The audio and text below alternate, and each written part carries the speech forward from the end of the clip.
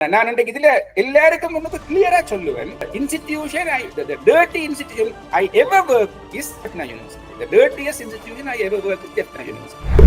ஒரு academic mafia, academic jealous மாஃபியாவை கொண்டு உருவாகினதுதான் இந்த ஜெஃப்னா யூனிவர்சிட்டி. இந்த மாஃபியா தங்க மட்டத்தில் யாழ் பல்கலைக்கழகம் மிக கீழே இருக்கிறதுக்கான மிக முக்கியமான காரணம் இந்த பல்கலைக்கழகம் திறமையானவர்கள் யார் வந்தாலும் அவர்களை காலை தட்டி விழுத்துவதால் யாழ்ப்பாணத்துல கல்வி சமூகம் என்ற பேரில் ஒட்டப்பட்டிருக்குது. 3 கோமாளிகளும் ஒரு பைத்தியமும் வந்திருக்கிறோம். நிராகரிங்கோ ஷேமிங் செய்கிறது, ஒரு ஆளுடைய நடையுடைய பாவனைகளை நளினப்படுத்துறது, கேவலப்படுத்துறது, இது தமிழ் மக்களுக்கு எவ்வளவு அசௌகரியமா இருக்கிறது. வெளிப்படையா நாங்கள் எந்த கல்வி சமூகம் ஆரண்டு அல்லது ஒரு லட்சம் பேர் போட்டு அல்லது 10 பேர் பேர் போட்டு எடுத்து துணிவு இல்லாதவைகளை வச்சு நாங்க கதையக்கூடாது. அதெல்லாம் ஒரு மொட்டை கடிதம் தான். எங்களுக்கு சார்பில்லாத ஒருதன் வந்த உடனே அவனை கேவலப்படுத்துறது அது சரியான படான குணம்.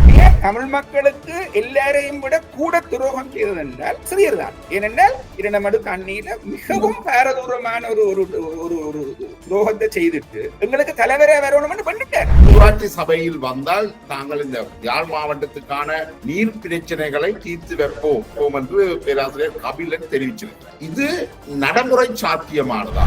NPP vote பண்ணும்போது நான் சொல்ல இல்லை. பட் அந்த செலக்ஷன், அந்த mayor candidate selection very perfect என்று சொல்றேன்.